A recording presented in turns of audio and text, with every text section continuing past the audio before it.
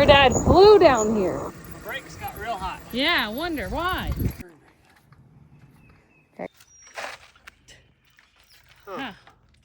Oh wow. Think they're gonna get unlocked to go many miles back home? This is a great test run for you. Need to let them cool off. 100 miles to Atlanta. She's locked down. That old school thing? I got hot, real hot. Yeah. I didn't appreciate you going that fast down there.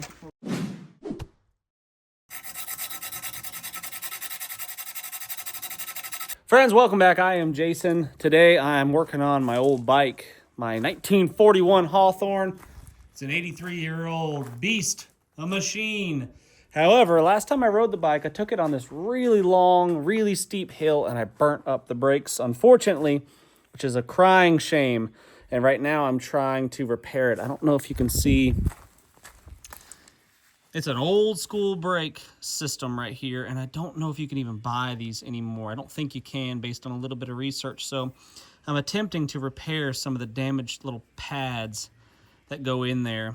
Essentially what happens is the way I understand it, the best I can kind of figure it out just by looking at it is this little, these threads right here, as you push back on the pedal, it spins this guy right here, and it pushes all of these little discs right here that are stacked upon one another. It presses them together. Half of them spin around freely, and half of them do not. So what happened was it got really, really hot, and then I created some, see if you can see that, some damage to the ones that do not spin, that are supposed to stay stationary and don't rotate around the axle. So I'm hoping I can fix it enough to get it back operational and not have, because the wheel was basically locked up for a little bit. I got it to move, sort of, but it does not spin very freely at all at the moment. So I'm working on that. Hopefully I can get it fixed, because the plan is to do, as of now, here's the plan. We're gonna ride from Watkinsville, Georgia to my house, which is about 120 miles, give or take. That's the plan, with very, very minimal supplies and on really old bikes. My buddy Dustin has a really old bike from like the 60s, I think. Real similar bike to what I've got going on. Definitely not designed to do what it is that we're planning on doing. So it should be a pretty interesting, very challenging challenge. That's my guess. But we're going to see. I'm going to have to pack up some really minimal supplies. I mean, almost nothing, because I don't want to carry it. Because riding this bike up hills, I know, because I've tried it. Riding this bike up hills is really, really, really tough. And if you're loaded down with camping gear and food and water and all that stuff, it's going to be next to impossible. So we're going to have to take the absolute minimum, and I'm thinking as of now, we're going to be kind of replenishing our supplies on the way. We're going to be eating at gas stations and Dollar Generals and Walmart, or whatever it is that we pass from point A to point B, where we can restore or replenish, because if we don't do that, if we're not constantly staying on top of being hydrated, replenishing our electrolytes, and keeping calories flowing into our body, that 120 miles is going to be really, really tough, if not impossible. I know, because I've done longer distance bike cycling before. I've done longer distance movements on foot before. And if you're not staying on top of it, if you wait too long and you get to a point where your body bonks, where you're out of electrolytes, you're out of calories, and you hit that wall and you start cramping up, then you're done for a while, at least, until your body can have a chance to recover. So the idea is that to not get to that point. Go as, at a steady pace. It's not a race. We're not going to try to win any kind of records. So we're not going to break any records on this 120-mile ride on these old bikes. But we are attempting to just get it done, complete this 120-mile ride in a few days. I think we're going to allot 3 days. And what's that, 40 miles a day, give or take?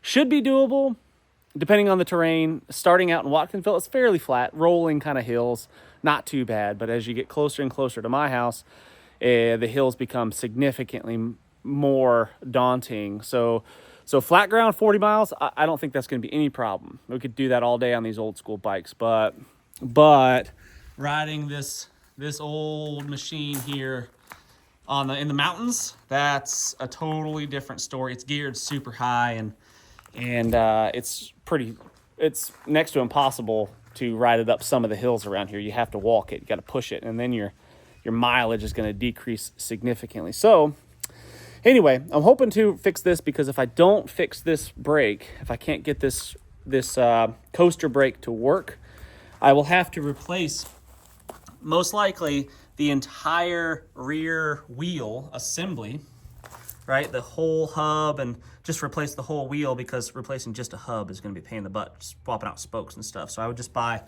you know, a whole new wheel coaster brake assembly. But if I do that, I would have a new sprocket essentially, because this would probably not fit the new wheel hub. And you see how far apart those teeth are on this sprocket? That is not, that new bikes do not look like that. They're not spaced like that. See this, the front sprocket here? That is not what you'd find on anything new. And then I'd have to replace this whole thing here, maybe even this whole pedal assembly thing. I'm not even sure if that comes apart that easily. And then I would have to replace the chain, because this chain is an old school chain and not designed to go on the new one. So I'm hoping to avoid all of that by fixing these brakes. I don't know if they're ever going to work like they used to, but I'm going to do my best.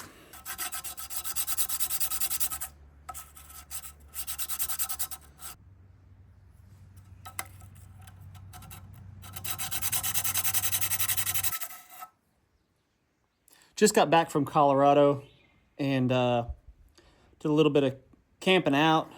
Very minimal camping out. I basically, well, we started calling it the flop or the plop. Can't remember which one we decided upon, but anyways, basically where I just lay down. When it's the end of the day, I don't make a camp. I just lay down on the ground.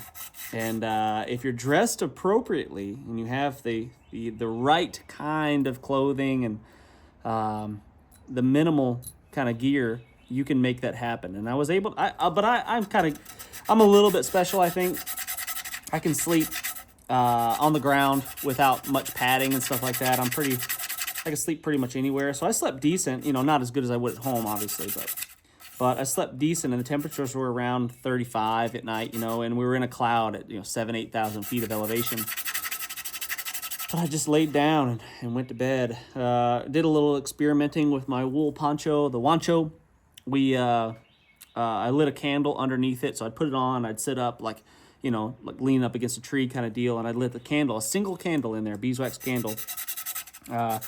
And the temperature inside of my tiny little bubble was really warm and really nice. I had cold, numb hands, but when I just tucked them inside of that poncho, I was good to go. And it was misty rain, 35 degrees, windy, didn't matter, which is great. So I'm experimenting more and more with the absolute minimum. Like what is the absolute minimum that I need to do? The absolute minimum gear that you need to bring to be less burdened and free to move about.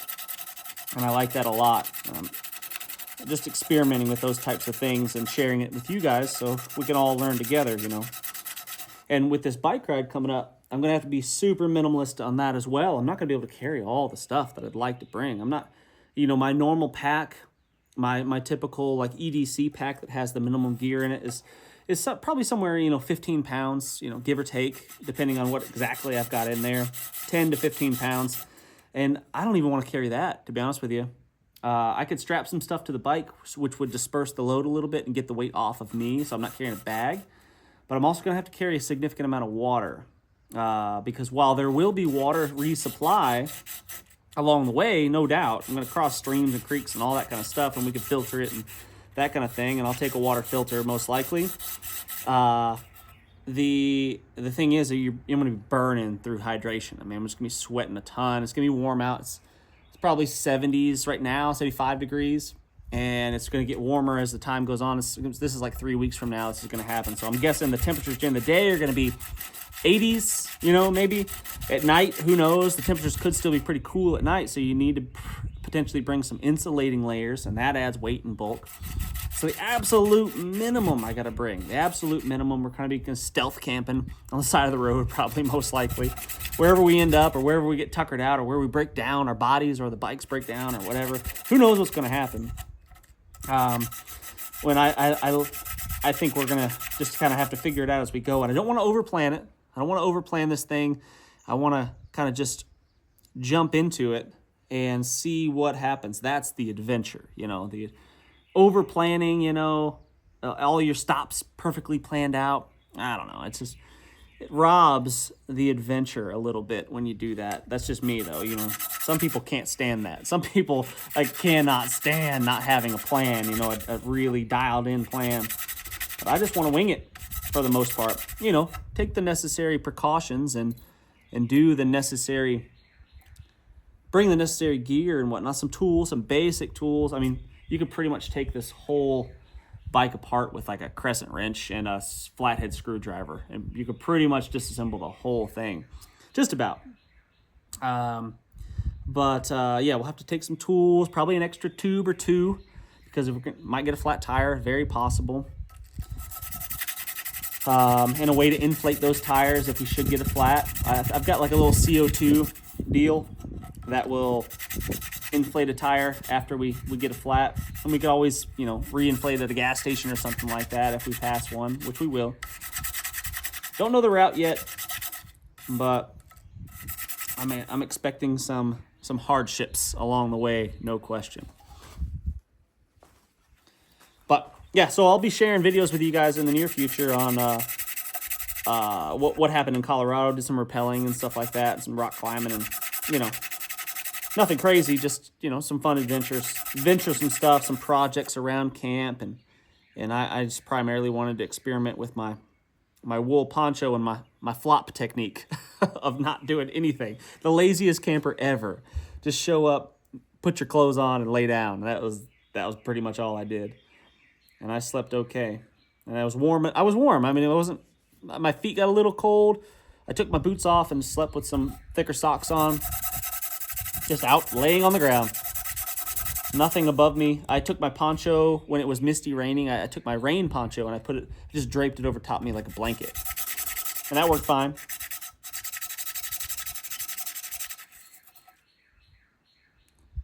I'm really hopeful that this is going to work. I'm pretty positive it's going to work for the short term. I'm not that positive that's going to work for the long term, because there's some damage to these rings. Like if you look at this one, see if we can get a good image of that. You see that? See those dings? Those nicks? That's not supposed to be there. That's supposed to be supposed to have one flat side and that one rounded side. And this got pretty boogered up. It got really hot. And that's the problem. The heat is not your friend when it comes to mechanical things. Stuff swells up, increases in size, tolerances decrease. So it's a thing. So I'm hopeful that this is going to work long term. Hopefully it's going to get me through a 120-mile ride. I mean, for the most part, it won't be using the brakes. I mean, the only time you use the brakes is kind of like when you're going to big downhill. Otherwise, I'm just going to coast. You know, I want to coast. I want the momentum. I want the speed down the hill. I can just sit and relax for a minute. And the only time that you really need those brakes is if it's a steep downhill and there's some turns where you have to decelerate so you don't crash. So we shall see. Wish me luck on that one. But anyway, I'll be showing that Colorado footage and stuff pretty soon. Make sure you guys hit that thumbs up, subscribe if you haven't done so already. Patreon memberships are available. Going to be putting videos up there. I've been traveling a bunch, super busy. I haven't had a whole lot of time, but I'm going to be putting videos up there that you'll see nowhere else. So if you want to be a member, I'd be super, super grateful for that. And it would just be, your Patreon fee starts at $9. And you can get the behind-the-scenes content that nobody else is going to see. So hop on over there to Patreon. That link will be in the description and in the comment section of this video. But yeah, I'm super looking forward to the bike ride. I'm excited about riding this old bike a long ways, in terrain that it wasn't exactly designed to do. I love that kind of stuff. Unique, challenges, mini adventures, you know. Yeah, I mean, I'm not trekking across the Amazon. While I'd like to do those types of adventures, those really awesome, epic adventures, I'd like that. It's not realistic with a family, you know. For me, you know, some people can get away with that and make that work, but I want to spend time with my family. I want to be here. I want to be not gone that long, you know. Those huge, big, epic adventures take a lot of time, a lot of money invested, and I can't be away from my family that long because they are my priority. Adventure is high on my list, but unfortunately, I've got to make sure my priorities are in check. So mini adventures like this 3-day bike trip that's going to be really hard, really, really challenging. Really hard, I bet. I'm anticipating some real pains and struggles, but we shall see. All right, that's that. They're back spinning, you know, they're not catching on anything. So we'll see how it all works. I'm gonna clean everything up and put it all back together.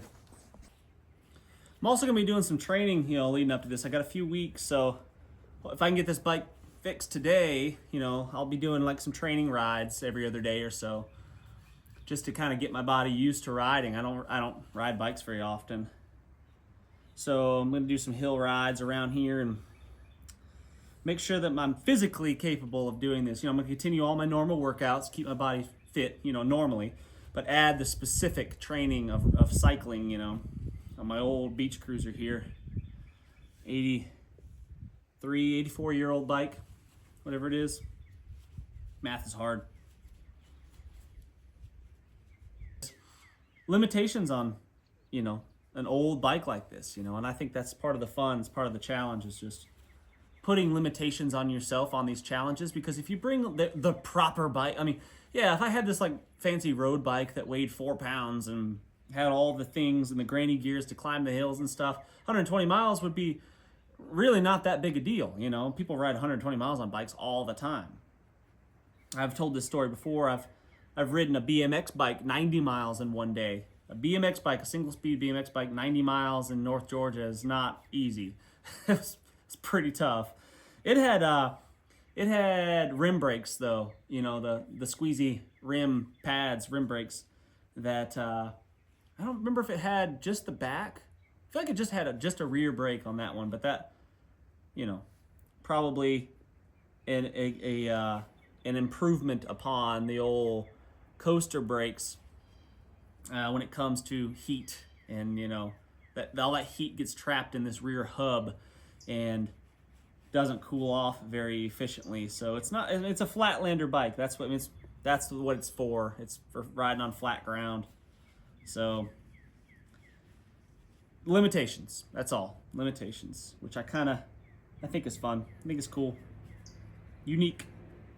I mean, how many people do you know have ridden a 80-plus-year-old beach cruiser bicycle across Georgia, 120 miles across Georgia? I don't think you know very many people that have done that. Definitely a unique challenge. I'm gonna go out on a limb. It's a world record. It is a world record that we are going to be attempting to break. 120 miles in 3 days on a 80-year-old beach cruiser.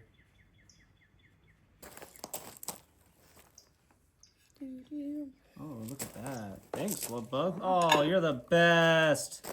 Is grease good or bad for sandwiches? So it's pretty nasty. Not a good condiment. Well, friends, bad news for Beatrice here. I greased it up, put it all back together, fixed the little burrs and damaged pads as best as I could. But that's what we're getting. That is less than ideal. Now, I know it will work. Like I could definitely ride it, but good grief, that's a lot of friction to overcome with every pedal. It's going to be difficult enough. So, unfortunately, I think I'm going to have to replace that rear wheel, which is less than ideal because I'll have to replace this sprocket, and then I'll probably have to replace this sprocket, and which means maybe I don't know if that's a separate piece. I feel like this is permanently connected to this, but there's a possibility. Yeah, no, I think it's all one piece. So I'll have to replace this awesome sprocket here with something more modern and then get a new chain, I think. Unless any of you have any brilliant ideas, I would be really grateful for it. Maybe I'm just being dumb right now and not thinking of a simple solution to this problem. But I think that's got to all be replaced. And that means that finding this is probably not going to fit a new hub if I had to guess. That would be really cool if it did, but I have my doubts. Friends, I appreciate you watching. Yeah, can't always have good news. Not everything always works out perfectly. Appreciate you watching. Hit that thumbs up, subscribe if you haven't done so already. I'll get to ordering parts on the internet, I guess. Leave lots of comments. Tell me what you think. See you on the next one. Until next time, what's the worst that could happen? Let's just go on 3.